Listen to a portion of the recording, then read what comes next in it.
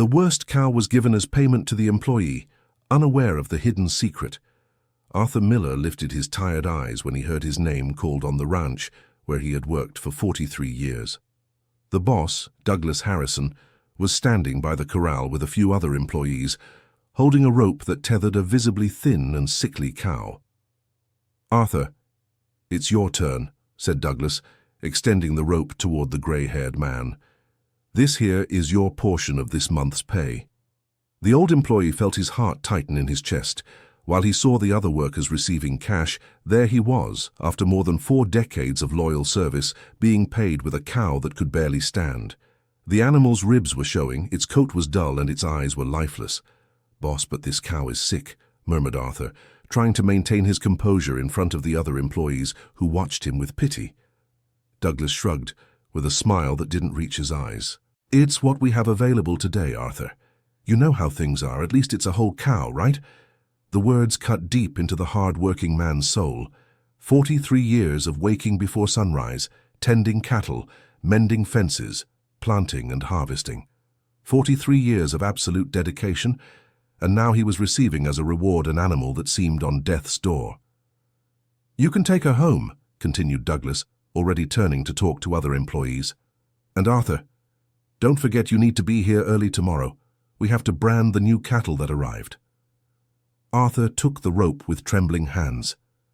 The cow looked at him with a strange expression, as if trying to communicate something.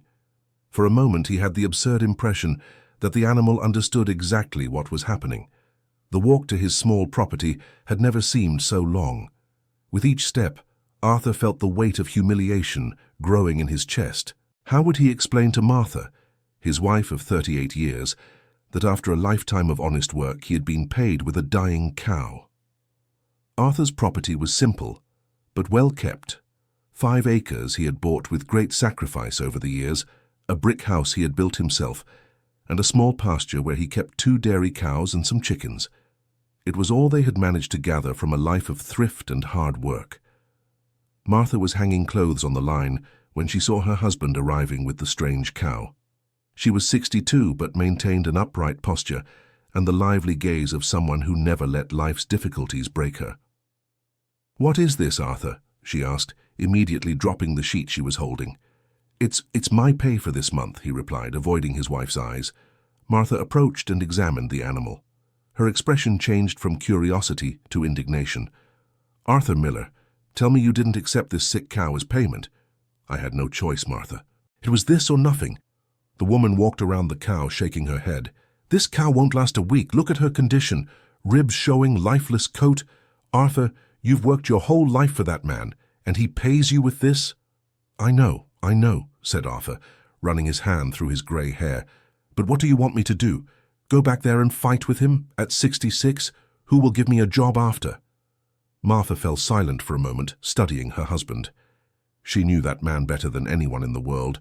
She knew that behind the apparent resignation, a deep wound was opening in his heart. "Let's take her to the pasture," she said finally. "At least there she can rest." Arthur led the cow to the small pasture behind the house. The animal walked slowly, as if each step were an immense effort. When they reached the spot, something strange happened. The cow stopped abruptly and began to sniff the air, moving its head from side to side, as if searching for something specific. "What strange behavior," murmured Martha. The cow moved away from the couple's other 2 cows and went to stand in an isolated corner of the pasture, under a leafy tree. There it lay down and remained still like a statue. "At least she found a place to rest," said Arthur, trying to sound optimistic. But throughout the afternoon, he couldn't take his eyes off the animal. There was something about the way the cow behaved that intrigued him. It didn't try to eat or drink water, just remained there, lying down, with its eyes fixed on a specific point on the ground. Dear listener, if you're enjoying the story, please take a moment to like and especially subscribe to the channel. It helps us a lot as we're just starting out. Now, continuing. When night fell, Arthur and Martha ate dinner in silence. The weight of the humiliation suffered during the day hung over the table like a dark cloud. Martha served the usual stew, but neither of them had much appetite. Arthur, she finally said, breaking the silence. You can't keep working for that man. Martha, please, not now. No, Arthur, 43 years. 43 years of your life you gave to that family, and this is how they treat you? As if you were nothing? Arthur sighed deeply. And what do you want me to do? Where am I going to find another job at my age, and the retirement? I still need to work 2 more years to retire with the full amount. I'd rather go without than see you humiliated like this, replied Martha, her eyes shining with held-back tears. It's not just about me, woman, it's about both of us, about our future. The argument was interrupted by a strange noise coming from the pasture. It was as if someone was scraping or digging something outside. What is that noise? Asked Martha. Arthur got up and went to the window. The moon was full, illuminating the pasture with a silvery light.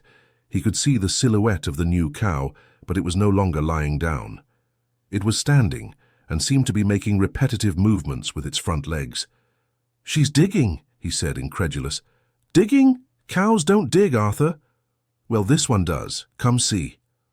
Martha joined her husband at the window. Indeed, the cow was scraping the ground with its front legs, always in the same spot under the tree where it had positioned itself earlier. What a strange thing, she murmured. Do you think she's looking for food? Some root? I don't know. I've never seen anything like it. The noise continued for another hour until it finally ceased. When Arthur looked out the window again, the cow was lying in the same spot, but there was a small depression in the ground where it had been digging. I'll take a look at that tomorrow, he said. Arthur, what if this cow is crazy? What if it has some disease it could pass to our cows? It was a valid concern. The 2 dairy cows they owned were their main source of extra income, aside from the farm work. If they lost them, the couple's financial situation would become even more difficult. I'll separate her from the others tomorrow, promised Arthur, but when they woke the next morning and went to check the pasture, they discovered something surprising. The cow that the night before seemed to be on the brink of death was standing, with a firmer posture, and there was a small pile of dirt next to the depression it had dug. She kept digging during the night, observed Martha. Arthur approached the spot.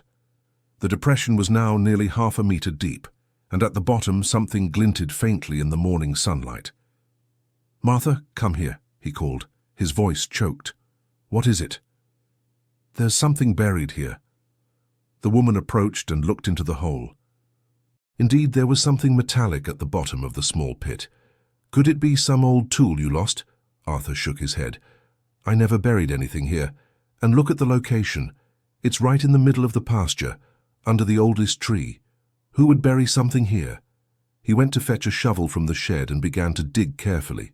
The cow remained nearby, watching every movement as if supervising the work. Within minutes, Arthur managed to retrieve a small metal box, about the size of a shoebox but much heavier. My God, murmured Martha, what could be inside? The box was rusty but still well preserved.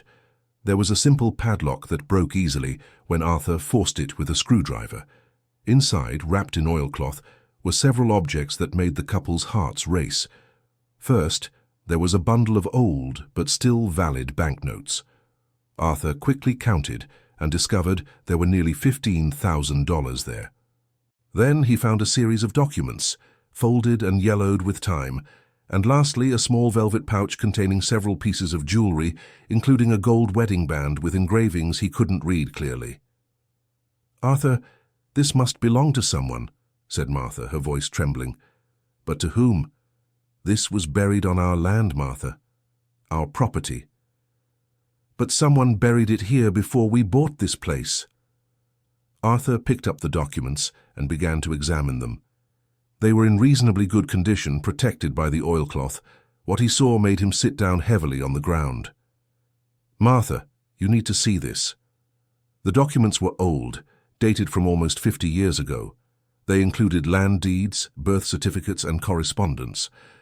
But what caught their attention most was a handwritten letter in careful script, which began, "To whoever finds this treasure, if you are reading this, it means you have deciphered the signs I left. This land hides many secrets, and this is only the first."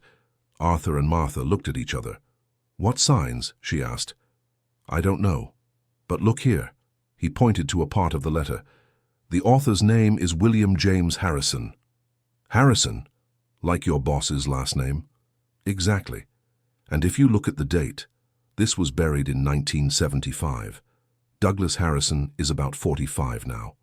This William must be his father, or maybe his grandfather. The cow, which had remained quiet throughout the discovery, approached and began to gently lick Arthur's hand as if approving of him. "Arthur, this cow knew," said Martha, her eyes wide. She knew there was something buried here. It was hard to believe, but the facts were before them. A seemingly sick cow had been able to locate a treasure buried decades ago on their property. But how is this possible? Arthur asked himself. Martha took the letter and continued reading. "Listen to this, Arthur.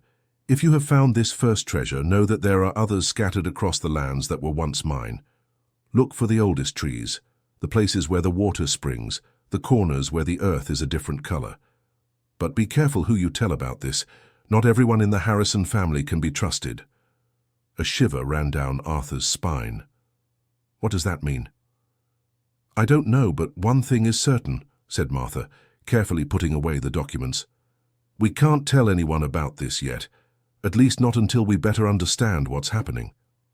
Arthur agreed. They decided to hide the box and its contents inside the house while trying to understand the meaning of it all. The cow, for its part, seemed to have fulfilled its mission. She began to eat and drink water normally, and her appearance improved drastically in the following hours.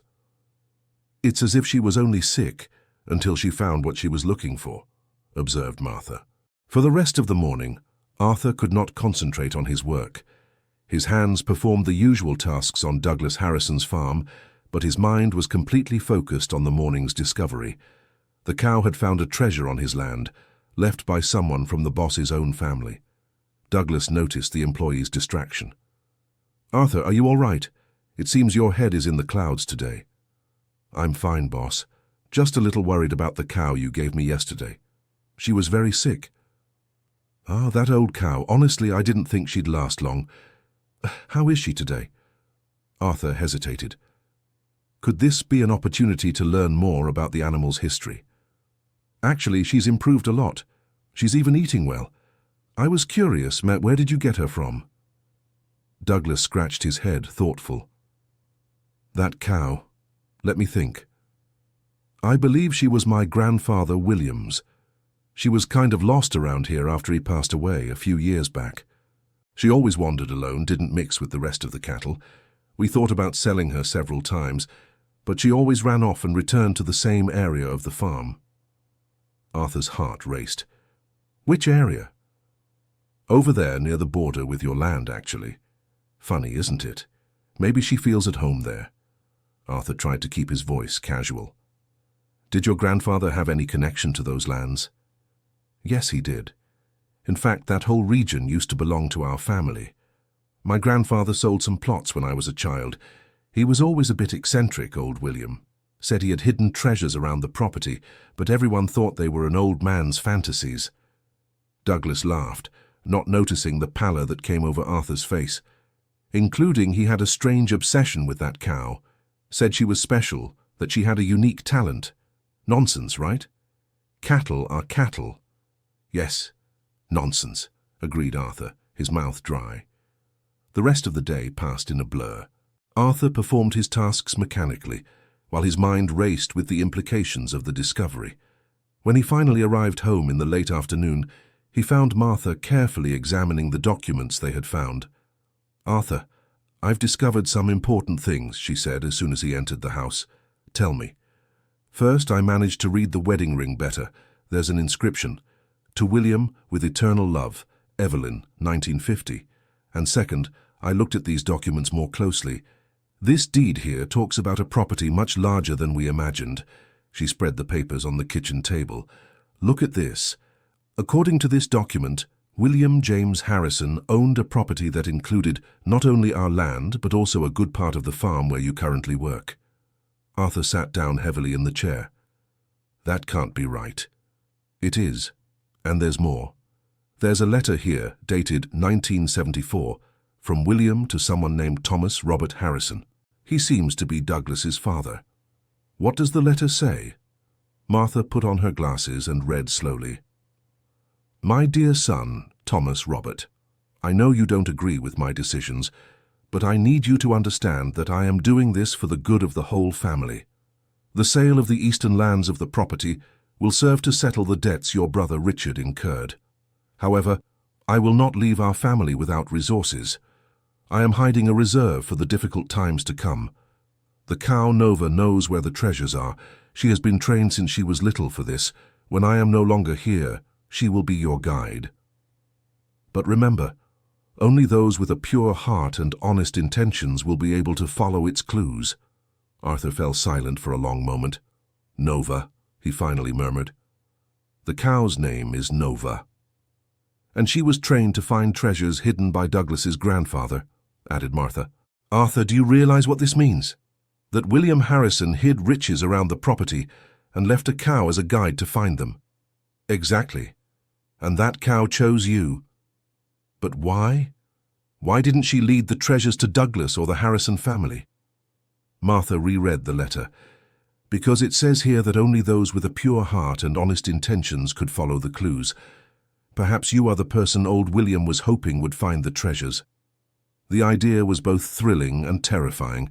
Arthur had spent his entire life being a simple, honest man, and now he found himself at the center of a mystery that could change his life forever.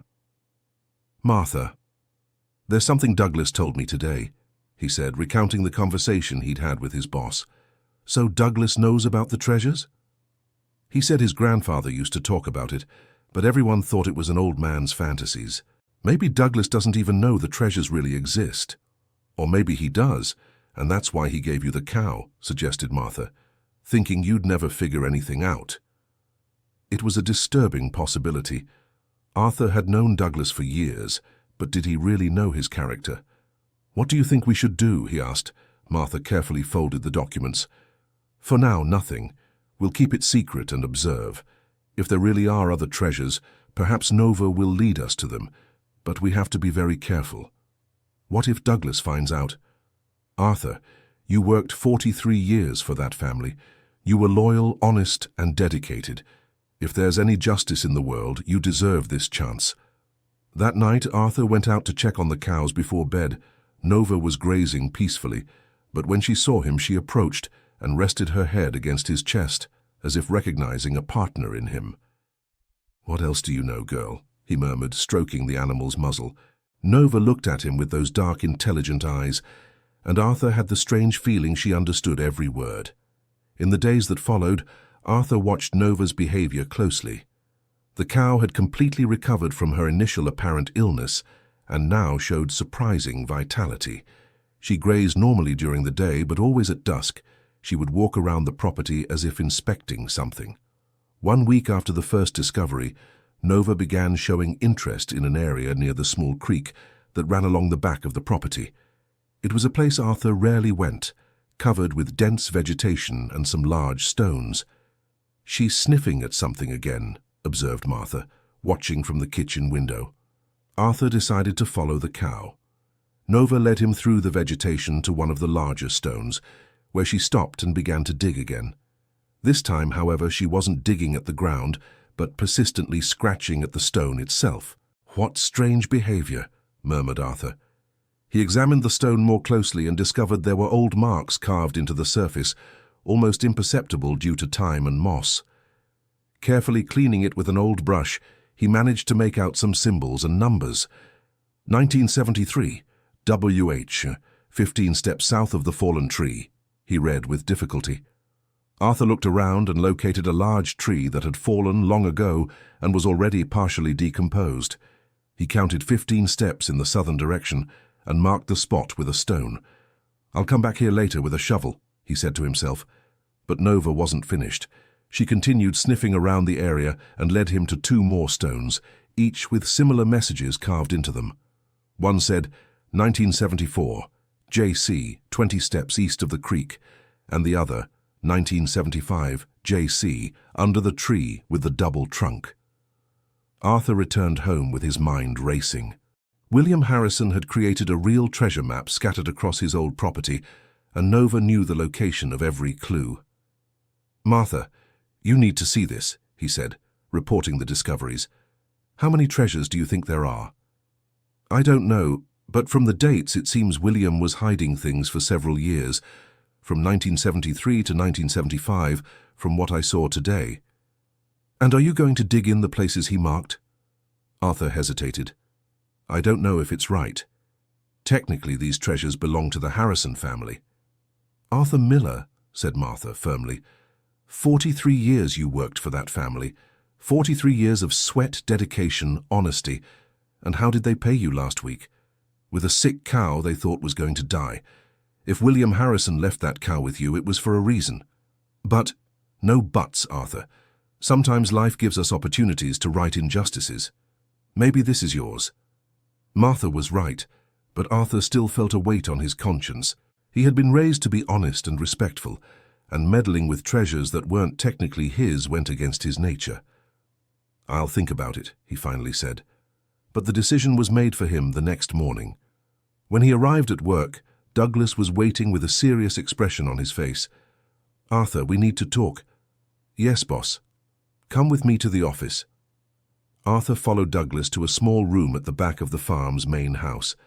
Douglas closed the door and sat behind a desk covered in papers. Arthur, you know I've always considered you a good employee. Thank you, boss. But things are tough. The farm isn't yielding like it used to. Costs are high, and I need to make some cuts. Arthur's heart froze. Cuts. I'm going to have to reduce the number of employees. And unfortunately, considering your age and the fact you're close to retirement anyway, I thought it would be best to start with you. Arthur felt as if he'd been punched in the stomach. Boss, but I still need to work 2 more years to retire with the full amount. I know, and I'm sorry about that.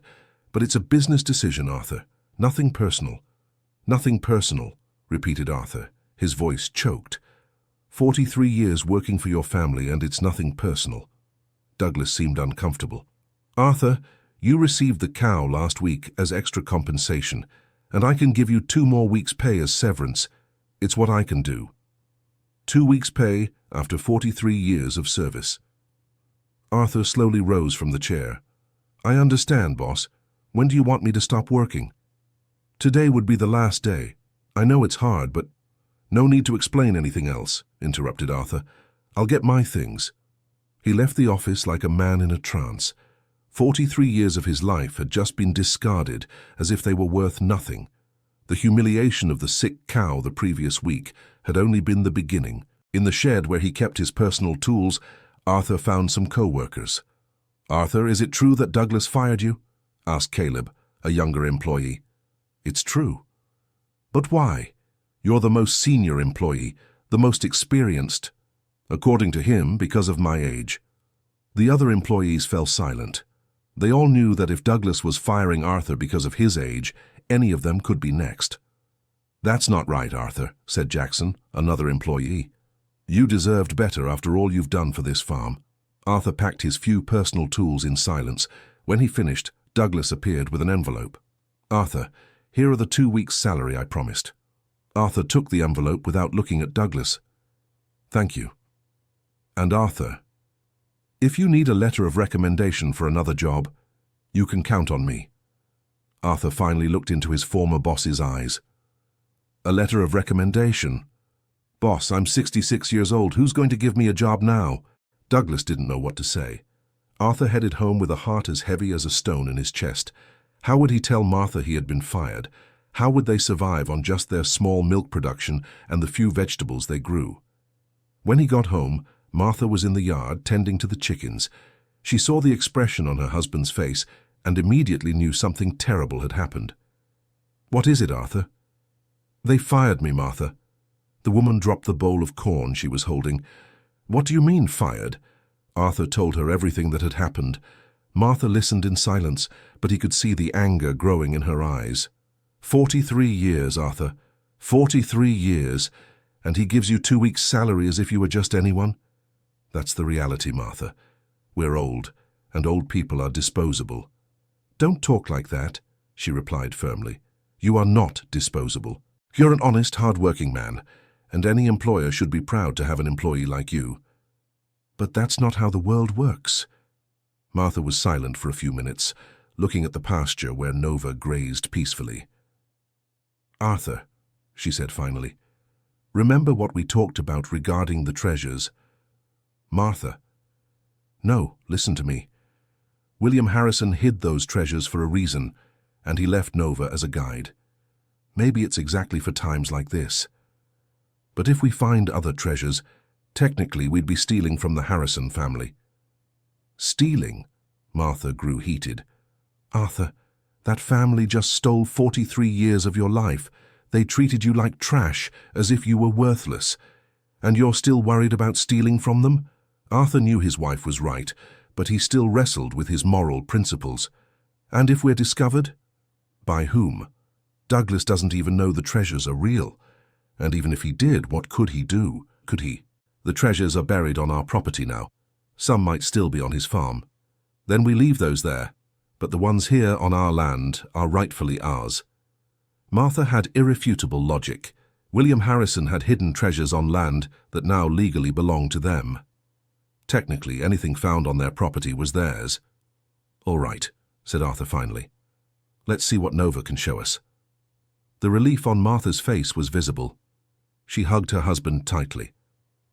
Arthur, perhaps this is the beginning of a new life for us. That afternoon, Arthur and Martha followed Nova to the 3 stones she had found. Armed with shovels and pickaxes, they began to dig at the spots marked by old William Harrison. The first hole, 15 paces south of the fallen tree, revealed a small ceramic urn containing more documents and a considerable amount of old gold coins. The second, 20 paces east of the creek, held a larger box with various jewels, including a pearl necklace that left Martha speechless. But it was the third location, under the tree with the double trunk, that brought the biggest surprise. There, buried almost a meter deep, was a sturdy wooden chest containing not only riches, but also a detailed map of the entire original property of William Harrison, with at least 10 other locations marked. My God, murmured Martha, examining the map. There are treasures scattered all over the region. Arthur studied the map carefully. Most of the marked locations were within his current property, but some clearly extended onto Douglas's farm. Let's focus only on the ones here on our land, he decided. For now, added Martha, with a determined gleam in her eyes. For the next 2 weeks, Arthur and Martha dedicated themselves entirely to the treasure hunt. Nova guided them from one location to another with unfailing precision, as if she had a mental map of everything her former owner had hidden. With each discovery, the couple's financial situation improved drastically. They found more gold coins, antique jewelry, valuable historical documents, and even some colonial silver pieces worth a fortune. But along with the material wealth, they also discovered more information about William Harrison and his family. Among the documents were letters revealing family conflicts, inheritance disputes, and the old patriarch's growing disappointment with some of his descendants. One letter in particular caught Arthur's attention.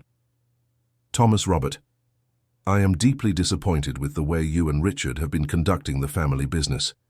Your greed is destroying everything our family has built over generations.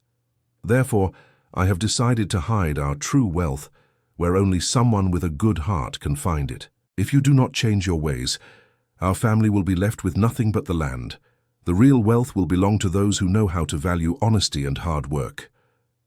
Arthur, said Martha, after reading the letter, William Harrison did this on purpose.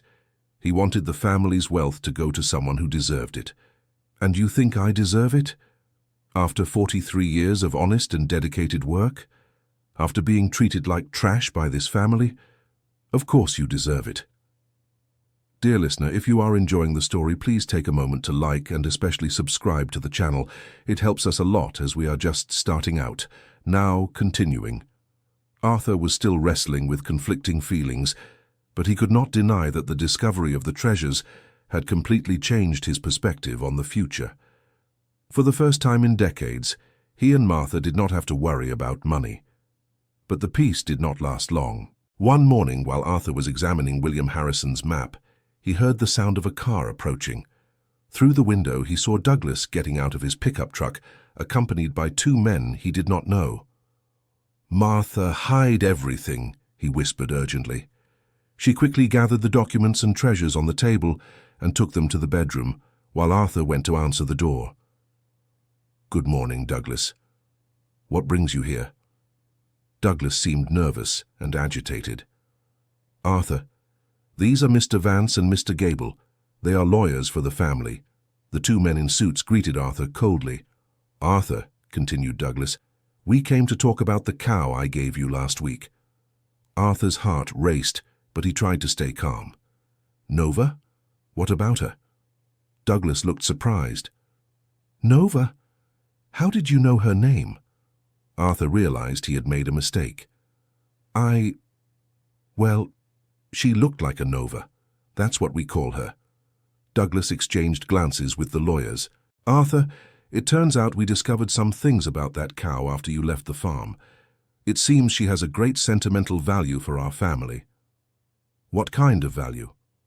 Mr. Vance stepped forward.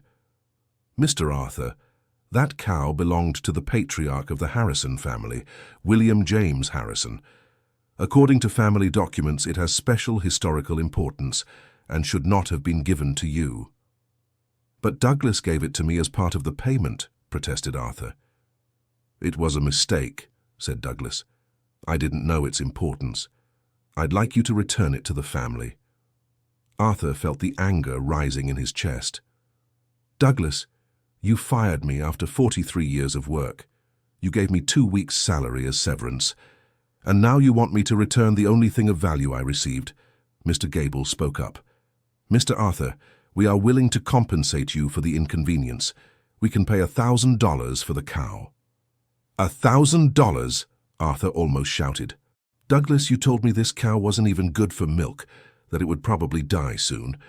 And now you want to pay $1,000 for it?" Douglas seemed even more nervous. "Arthur, please be reasonable. It's a sentimental matter for the family." "Sentimental?" interjected Martha, who had appeared in the doorway. "My husband's 43 years of work were sentimental too, but that didn't stop you from treating him like trash." Dr. Vance assumed a harsher tone. "Ma'am, the cow legally belongs to the Harrison family. If necessary, we can take legal action." "Do that," said Martha, undaunted. "And when you do, we'll tell the judge how you treated a loyal employee for over 4 decades. The 3 men exchanged glances, clearly not expecting such resistance. "Arthur," said Douglas, trying a softer approach, "what do you want for the cow? Let's say $5,000. The offer confirmed Arthur's suspicions. They knew Nova was special. They knew about her ability to find treasures. "Douglas, that cow is not for sale." $10,000, said Mr. Gable quickly. "No." $15,000. "No." Douglas lost his patience. "Arthur, that cow can find—" He stopped abruptly, realizing he was revealing too much. "Can find what, Douglas?" asked Martha with interest. "Nothing. Forget it." But the damage was done. Douglas had almost admitted he knew about Nova's special ability. Dr. Vance tried to save the situation. "What my client meant is that the cow can find its way back to the farm, since it lived there for so long." "That's exactly it," agreed Douglas quickly. "She always goes back there." Arthur didn't believe the explanation for a second. "Gentlemen, the cow was given to me as payment. I have witnesses to that. She is now my legal property, and I'm not interested in selling her." Mr. Gable took on a threatening tone. "Mr. Arthur, I advise you to reconsider. The Harrison family has the resources to make your life very difficult if necessary." "Are you threatening me?" asked Martha. "We are merely explaining the reality," replied Dr. Vance.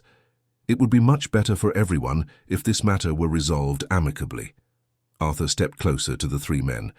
"Gentlemen, I ask you to leave my property, and do not return without a court order." Douglas made one last attempt. "Arthur, be sensible. $50,000 for the cow.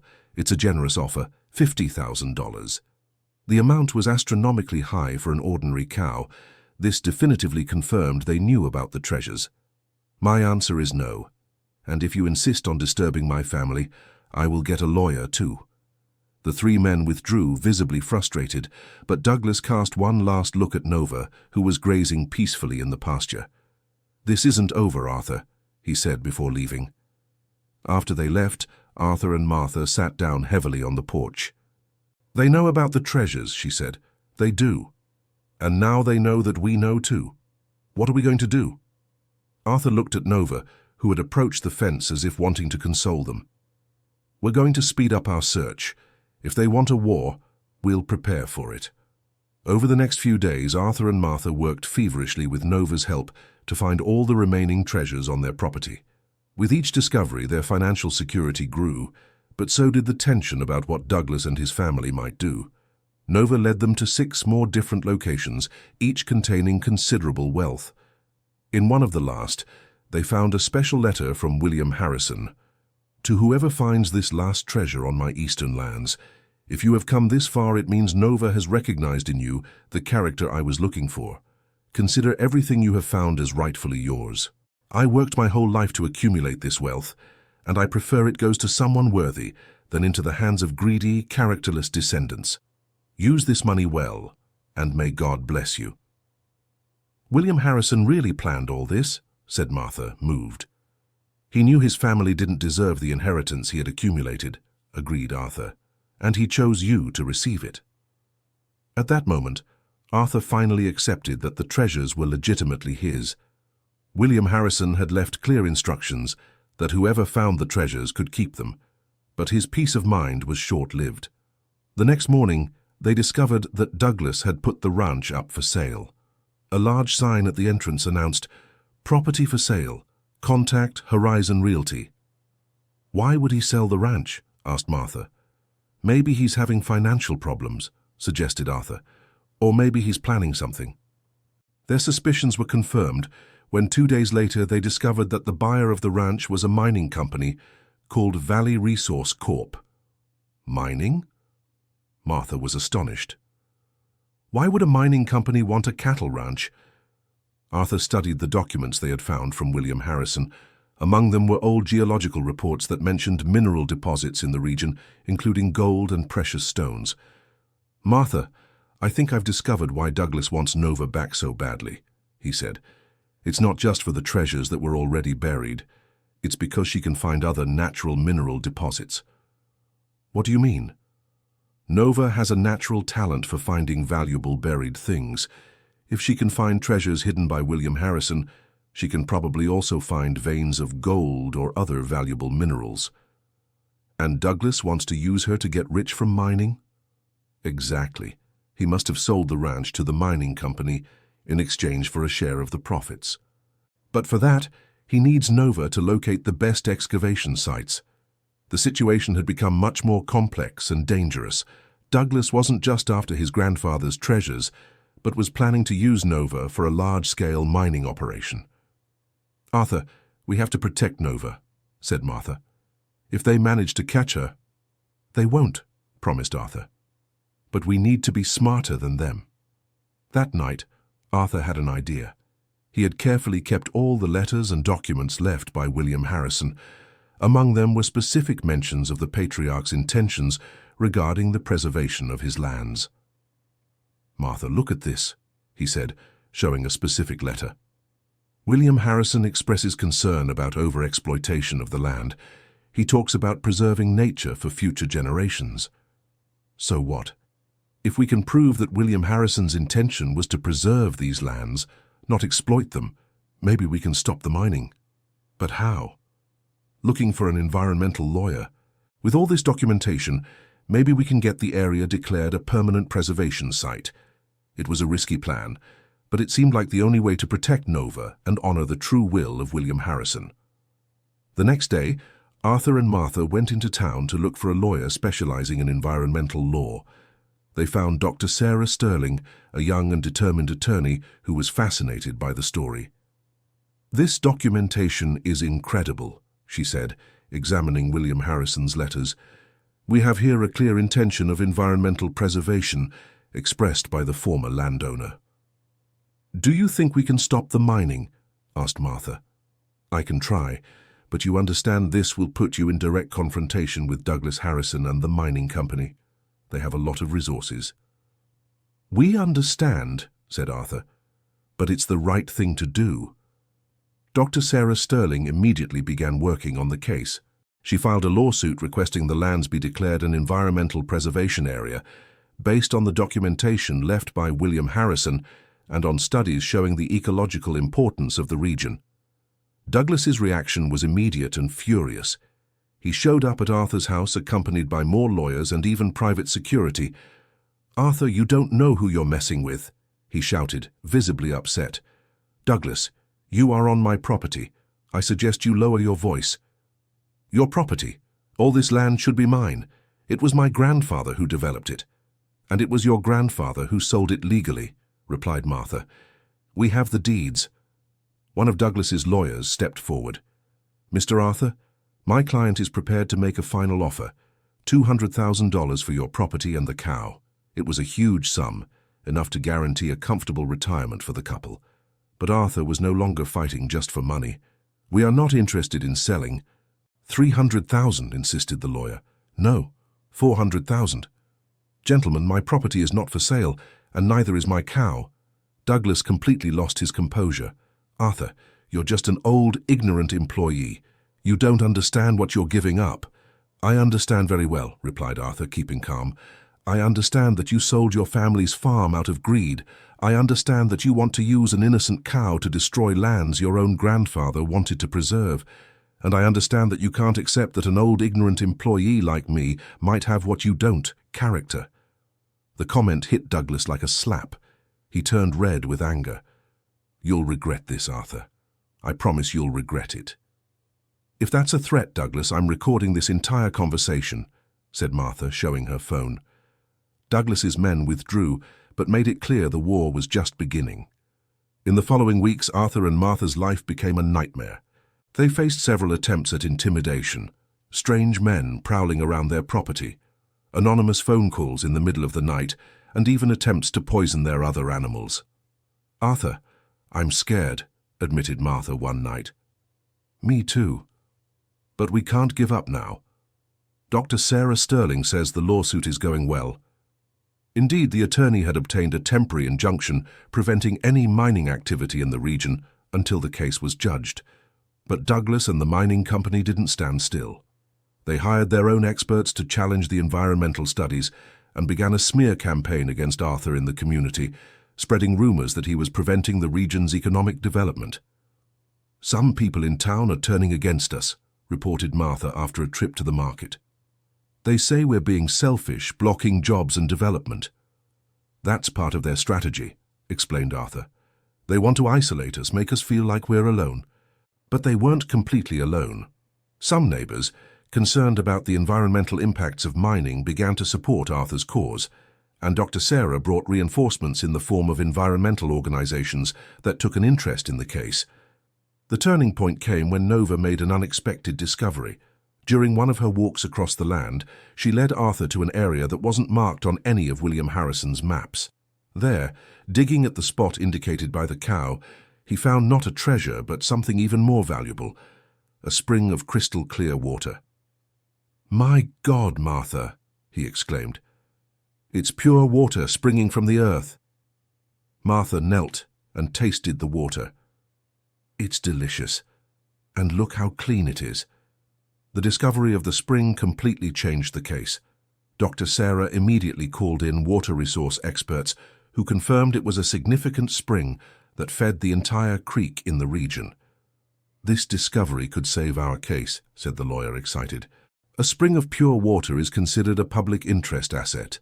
It will be nearly impossible for them to get mining approval here." But Douglas didn't give up. When he learned of the spring's discovery, he took a desperate action.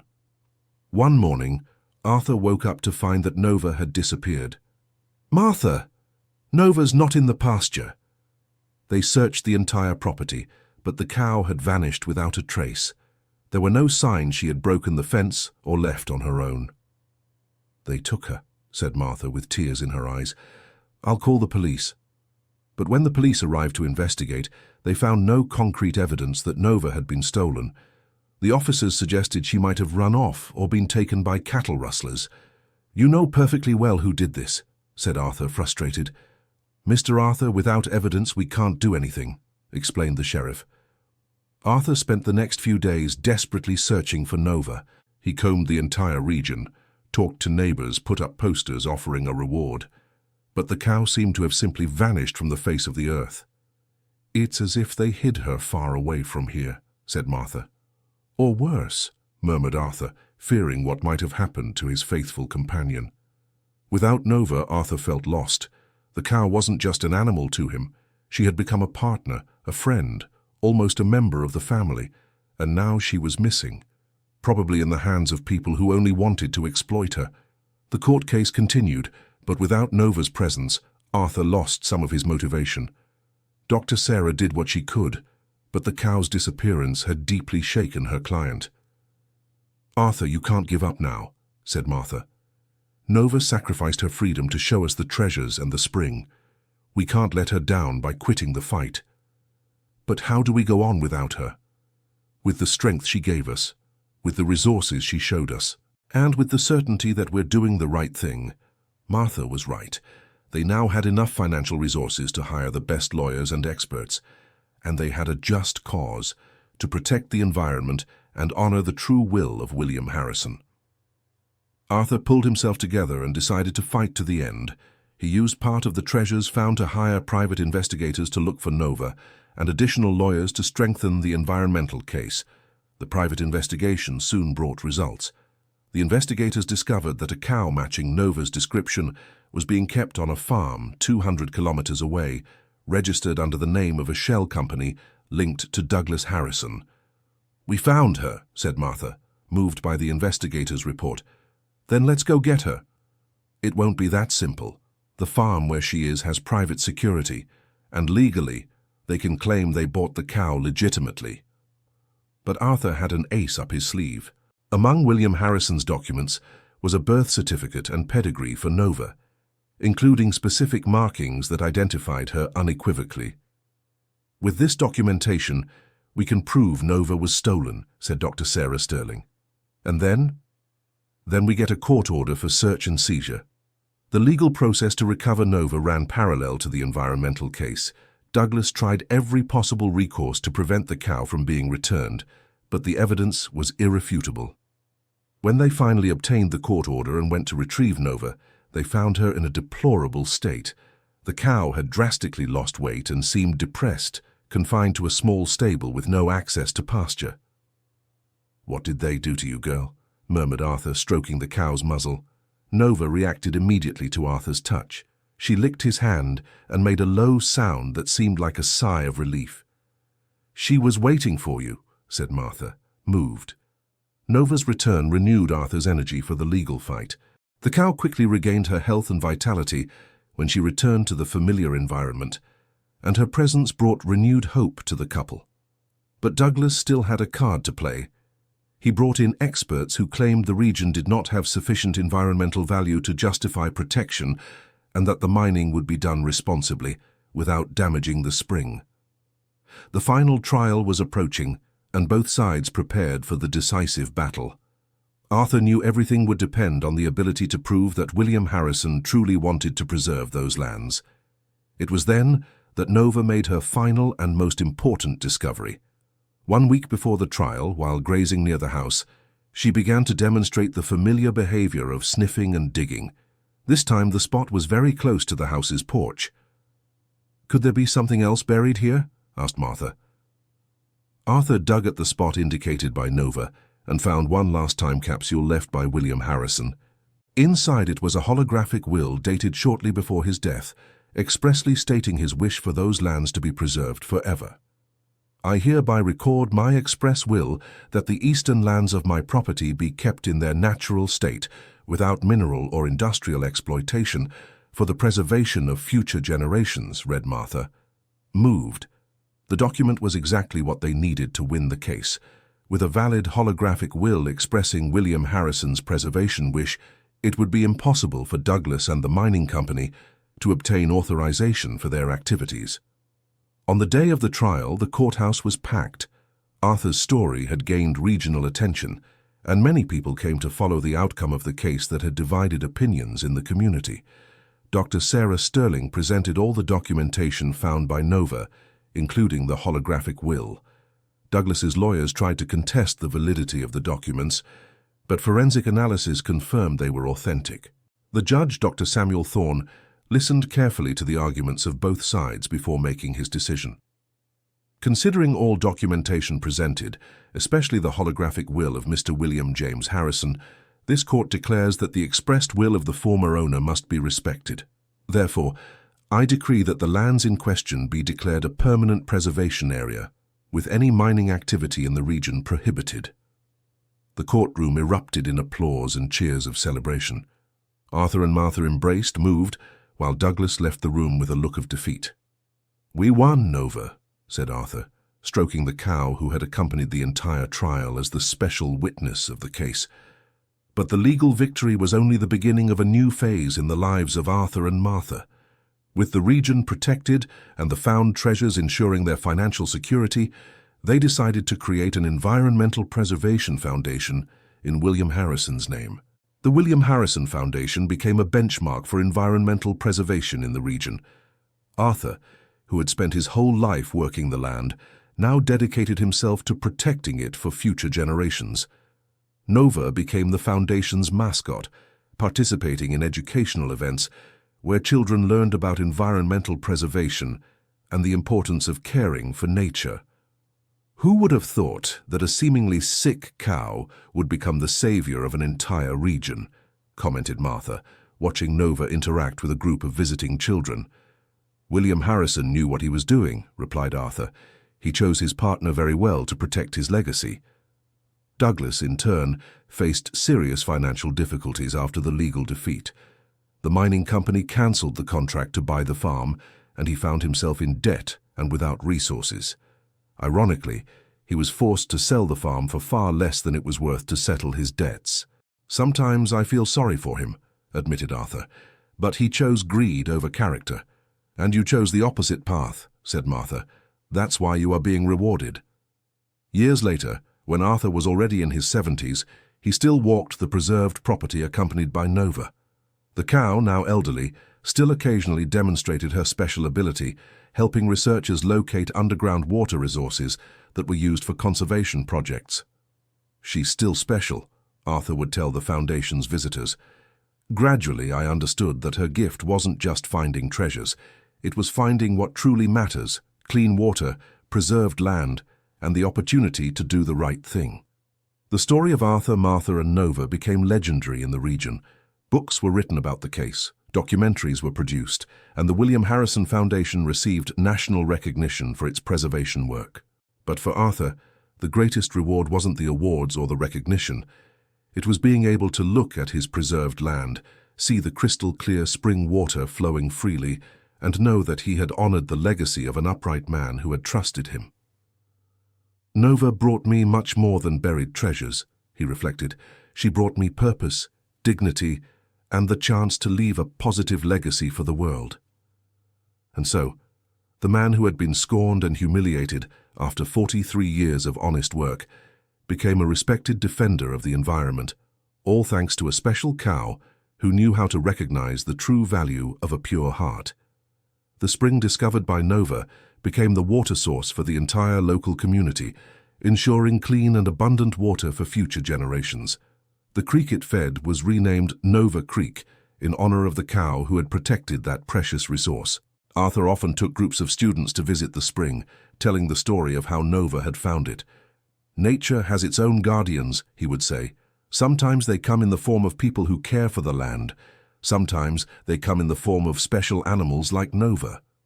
The important thing is that we know how to recognize and respect them."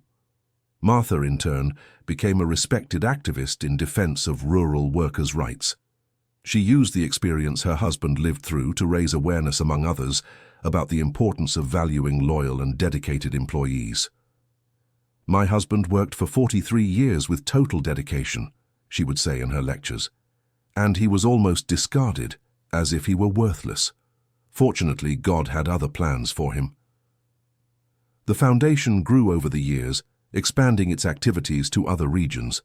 Arthur became a consultant on environmental preservation projects, using his decades of practical experience working the land. Nova lived to be 22 years old, an advanced age for a cow. Until her final days, she maintained her special connection to the land, occasionally indicating important locations to researchers and conservationists. When she finally passed, the entire community gathered to honor her. A bronze statue was erected at the entrance to the preserved area, showing Nova beside Arthur with the inscription, "In memory of Nova, the cow who knew the value of truly important things." "She fulfilled her mission," said Arthur on the day of the statue's unveiling. William Harrison trained her to find treasures, but she found something far more valuable, a way to protect the land he loved. The story of the worst cow given as payment became a symbol of hope in the region. It showed that sometimes what seems to be of the least value can hide the greatest treasure. Young people in the region grew up hearing the story of Arthur and Nova, learning valuable lessons about perseverance, integrity, and the importance of caring for the environment. "Uncle Arthur," a child asked during one of the educational visits, "how did you know Nova was special?" "I didn't know," he replied, smiling. "But she knew I was the right person to help her. Sometimes, when we do the right things for a long time, even the animals recognize it in us." The foundation established a scholarship program for the children of rural workers, ensuring they would have access to education regardless of their family's financial situation. "Education is the best treasure we can leave for future generations," said Martha, who oversaw the program. Douglas, who had lost everything because of his greed, eventually sought out Arthur to ask for forgiveness. The meeting happened 5 years after the trial, when Douglas was working as an employee on another family's farm. "Arthur, I know I don't deserve your forgiveness," he said humbly, "but I need to apologize for what I did. You were the best employee our family ever had, and I treated you terribly." Arthur looked at the man who was once his boss, now clearly humbled by circumstances. "Douglas, we all make mistakes. The important thing is that we learn from them. Do you forgive me?" "I forgave you a long time ago. Resentment only harms the one who carries it." Douglas began to cry. "I lost everything, Arthur. The farm, the money, even the respect of my own family." "But you still have time to rebuild your life the right way," said Arthur, placing a hand on the man's shoulder. "If you want, I can give you an opportunity to work at the foundation." The offer surprised Douglas. "You would give me work after all I did?" "Everyone deserves a second chance," replied Arthur. "But this time, you will work to protect the land, not to exploit it." Douglas accepted the offer and became one of the foundation's most dedicated employees. The experience of losing everything had transformed him into a completely different person, more humble and aware of the value of truly important things. "Arthur taught me that true wealth isn't in what we accumulate, but in the good we do," Douglas would say to visitors of the foundation. Douglas's transformation became another powerful example of the positive impact the foundation had on the community. It showed that even people who had chosen the wrong path could redeem themselves and contribute to a better world. Arthur often reflected on how his life had changed since that day when he received Nova as payment. "If someone had told me back then that I would become a nationally known environmental advocate, I would have laughed," he would comment to Martha. "I was just a simple farm worker." "You were always much more than that," she would reply. "You always had a good heart and an unshakable work ethic. Nova just gave you the opportunity to show it to the world." In his later years, Arthur dedicated himself to writing his memoirs, documenting the entire journey from that fateful day when he received the seemingly sick cow to becoming a respected conservationist. The book, titled The Treasure Nova Revealed to Me, became a national bestseller, inspiring thousands of people to pursue their own dreams of making a difference in the world. "Life has a funny way of surprising us," he wrote in the book's introduction. "Sometimes, what seems like our greatest humiliation becomes our greatest blessing. The important thing is to always keep an open heart to the possibilities God places in our path." The book's proceeds were entirely donated to the foundation, ensuring the environmental preservation work would continue for many decades. When Arthur turned 80, the foundation organized a grand celebration in his honor. Hundreds of people came from across the country to attend the event, including government officials, renowned environmentalists, and students whose lives had been touched by his work. "Arthur Miller represents the best of humanity," said the state governor in his speech. "He showed that an ordinary person, armed only with integrity and determination, can make an extraordinary difference in the world." During the celebration, the creation of the Nova Award was announced, an annual honor for people who excelled in environmental preservation and the defense of workers' rights. This award carries Nova's name because she taught us that the greatest treasures aren't made of gold or silver, Martha explained at the ceremony. They are made of love for nature, compassion for people, and the courage to do what's right. The evening of the celebration was marked by emotion and gratitude, and Arthur, already with his health weakened by age, gave a touching speech about his journey. "When I was young, I dreamed of having a big farm and a lot of cattle," he said, his voice trembling but firm. "I never imagined my true legacy would be a preserved area, and a cow that taught me the value of the things that truly matter. Life prepares many surprises for us, and they don't always come wrapped the way we expect." Dear listener, if you're enjoying the story, please take a moment to like the video and especially to subscribe to the channel. It helps us a lot as we're just starting out. Now, continuing. Arthur lived to be 84, surrounded by Martha's love and the gratitude of an entire community he had helped transform. His final years were peaceful and full of meaning, knowing he had fulfilled a purpose much greater than he ever imagined possible. Martha continued to run the foundation after her husband's passing, ensuring that the legacy of Arthur and Nova remained alive. She would often visit the statue of the two at the entrance to the preserved area, talking to them as if they were still there. "You changed far more lives than you ever imagined," she would say. "The seed you planted will keep germinating for generations." The preserved area had become a sanctuary not only for local wildlife and flora, but also for people seeking inspiration and spiritual renewal.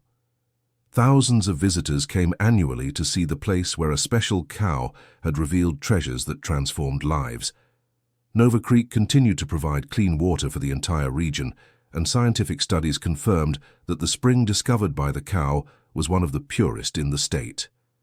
The exceptional water quality attracted researchers from renowned universities who established a hydrological study center on site. "Nova didn't just find water," observed one of the researchers. "She found life. This spring sustains an entire unique ecosystem in the region." The scientific discoveries made in the preserved area contributed to important advances in understanding water resource conservation. The work developed there served as a model for similar projects in other parts of the country. Years after Arthur's passing, Douglas still worked at the foundation as a coordinator of community projects. His transformation had been so complete that he had become one of the most passionate advocates for the environmental cause. "Arthur gave me a second chance when I didn't deserve it," he would tell the young foundation staff. "He taught me it's never too late to change and make a difference." Douglas's story became a powerful example of redemption, showing that even those who had made serious mistakes could find a new purpose and contribute positively to society. Martha, even in her advanced age, maintained her energy and determination.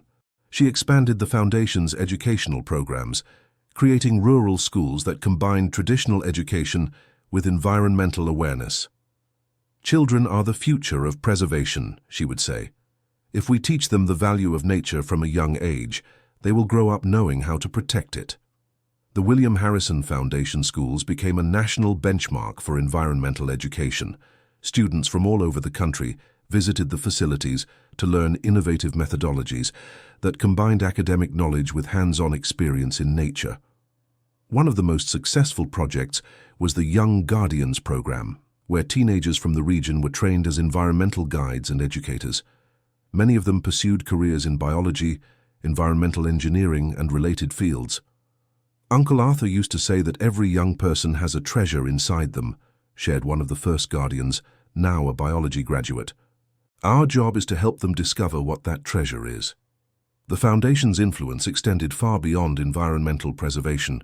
It became a catalyst for the sustainable development of the entire region, creating green jobs and economic opportunities that respected the environment. Small businesses sprang up around the preserved area: ecotourism, sustainable crafts, organic farming, and educational tourism. The local economy flourished in a way that benefited both people and the planet. "This is the true legacy of Arthur and Nova," observed an economist who studied the Foundation's impact. "They proved that environmental conservation and economic prosperity can go hand in hand." The fame of the story spread internationally, attracting visitors from other countries interested in learning about the Brazilian model of community conservation. Delegations from various countries visited the Foundation to study its methodologies. The case of Arthur and Nova shows that effective environmental solutions can come from the simplest people, commented a United Nations representative during an official visit. "We don't need only large organizations and governments. Sometimes we need an honest farm worker and a special cow." The international recognition led to the creation of the Nova Global Network, an organization that connected community conservation projects around the world, sharing experiences and methodologies. Martha, now in her 80s, was proud to see how her husband's story had inspired people on distant continents. "Arthur was always a simple man," she would say to international visitors. "But simplicity doesn't mean insignificance. Sometimes the simplest ideas are the ones that change the world." Every year, on the anniversary of the first treasure discovery made by Nova, the Foundation organized the True Treasure Festival. It was a community celebration where people of all ages shared stories about treasures they had discovered in their own lives. "Treasure isn't just gold and silver," said an elderly woman during one of these festivities. "My treasure was discovering I could make a difference by planting trees in my backyard." "My treasure was learning to read at 50, shared a man from the countryside. The Foundation gave me that opportunity through its literacy programs." The stories shared during these festivities showed how the example of Arthur and Nova had inspired countless people to seek their own purposes and contributions for a better world. Among the most valuable treasures discovered by the community was the renewed sense of unity and collective purpose.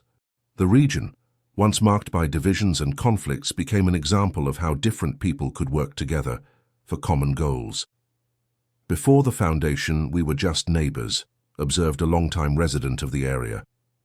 "Now we are a family united by the mission to protect our land and our waters." This community unity was reflected in various aspects of local life. Cooperative farming systems, mutual aid programs, and shared education initiatives multiplied, creating a more supportive and resilient society. The spring discovered by Nova continued to be the heart of the preserved area, but its importance went far beyond providing water. It became a symbol of purity, renewal, and hope for all who visited it. "When I look at this crystal-clear water, I remember there is always a possibility for a fresh start," commented a visitor who had overcome personal difficulties after learning Arthur's story. Researchers discovered that the spring water had unique mineral properties, a result of natural filtration through specific rock formations in the region. This attracted additional scientific interest and reinforced the importance of protecting that special ecosystem. "Nova didn't just find water," said a geologist. "She found an extraordinary hydrological system that took millions of years to form." The spring's unique properties led to the creation of a hydrology research center that attracted students and researchers from around the world. The center became an international reference in water quality studies and aquifer conservation. The Foundation established partnerships with national and international universities, creating exchange programs that allowed students from different countries to learn about environmental conservation in practice. "Here they don't just study theory," explained the Foundation's academic coordinator. "They experience conservation, touch the earth, feel the water, and viscerally understand the importance of protecting our natural resources." Many of these students returned to their home countries, inspired by the experience, and implemented similar projects in their local communities. The influence of Arthur and Nova's story multiplied exponentially through these international connections. One of the most touching aspects of the legacy was how the story continued to inspire gestures of kindness and justice in everyday situations. Employers began to value their dedicated employees more, remembering the example of how Arthur had been treated and the consequences that brought. "Arthur's story made me rethink how I treat my employees," admitted a local businessman. Loyalty and dedication should be valued, not discarded. Rural workers' unions adopted the story as a symbol of the dignity of labor and resistance against exploitation. Arthur's example showed that honest workers deserved respect and recognition, no matter their hierarchical position. "Arthur taught us that all honest work has value," said a union leader, "and that dedicated workers deserve to be treated with dignity, regardless of their age or social position." The influence also extended to the educational system, where the story of Arthur and Nova was included in school curricula as an example of ethics, perseverance, and environmental responsibility. "The children love the story," shared a teacher. "They easily understand the message that doing the right thing always pays off, even when it seems difficult." Textbooks, plays, and even cartoons were created based on the story, adapting it for different age groups and cultural contexts. The statue of Arthur and Nova at the entrance to the preserved area became a pilgrimage site for people seeking inspiration during difficult times in their lives. Many left flowers, thank you letters, and small symbolic offerings. "I come here whenever I need to make important decisions," said a regular visitor. "Looking at them reminds me to always choose the right path, even when it is the hardest." The letters left by visitors were collected and archived by the Foundation, creating an emotional collection that documented how the story continued to touch lives decades after the original events. "Dear Arthur," wrote one woman in her letter, "your story gave me the courage to report corruption at the company where I work. I know you would understand that sometimes we need to risk our safety to do what is right." Another letter said, "Dear Nova, your sensitivity for finding treasures inspired me to look for the hidden treasures in the people around me. I discovered incredible talents in my employees that I had never noticed before." These letters showed how the story had transcended its original context to become a universal source of moral guidance and inspiration. The Foundation's Visitor Center displayed a selection of these letters, with the author's permission, allowing future generations to see the lasting impact of the story on people's real lives. Each letter is proof that good deeds create ripples that spread far beyond what we can imagine, observed the exhibition curator. Sociological research on the Foundation's impact revealed measurable changes in the region's values and behaviors. Community cooperation, environmental awareness, and social solidarity indices increased significantly since the Foundation's establishment. What began as the story of a man and a cow became a transformative social movement, concluded a sociologist who studied the phenomenon. The transformation was not limited to social aspects. Economic indicators showed that the region had prospered sustainably, combining economic growth with environmental preservation. "This is the development model the world needs," stated an environmental economist. "Prosperity that does not compromise the future of the next generations." Sustainable economic success attracted responsible investments to the region, creating a virtuous cycle of growth that benefited both people and the planet. Companies with environmentally responsible practices chose to establish themselves in the region, drawn by the reputation for sustainability and the quality of the local workforce educated by the Foundation's programs. "Workers trained by the William Harrison Foundation have exceptional environmental awareness and work ethic," commented the director of a clean technology company that opened a branch in the region. The region became a hub for innovation in sustainable technologies, attracting startups and researchers interested in developing innovative environmental solutions. Martha, even in her later years of life, remained active in leading the Foundation, being recognized as one of the country's most influential women in the field of environmental conservation. "Arthur planted the seed," she would say in her lectures, "but a seed needs to be nurtured to grow and bear fruit. Our responsibility is to ensure this seed continues to grow and inspires others to plant their own seeds of positive change." Under her leadership, the Foundation expanded its activities to include programs supporting rural women, recognizing the fundamental role they played in environmental conservation and sustainable development. "Women have always been the first conservationists," Martha asserted. "We are the ones who care for the home, the family, the community, It is natural that we are also the guardians of nature.